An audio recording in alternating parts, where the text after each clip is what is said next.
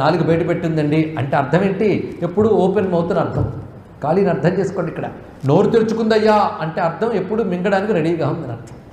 కాలం ఇప్పుడు మింగేస్తూనే ఉంది. నిన్న ఏమైంది?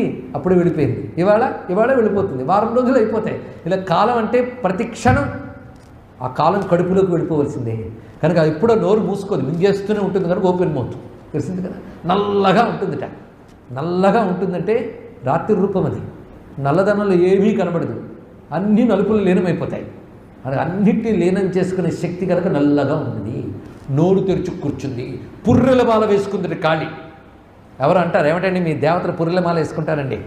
నాకు పుర్రెలంటే చాలా అసహ్యం అన్నాడు ఒక ఆయన. ఆ మాట తమను పుర్రెతోనే చెప్తున్నారండి అని చెప్పాల్సి వచ్చింది. మరికి ఉన్నదా లేదా పుర్రె? ఈ పుర్రెల్లో ఏమిటున్నాయి? బోల్డ్ ఆలోచనలు, ప్లాన్లు. ఎన్ని ప్లాన్లు వచ్చినా ప్రళయకాలం అన్నీ పోతాయి. ఎవడి ఆలోచనలు మిగిలే కారే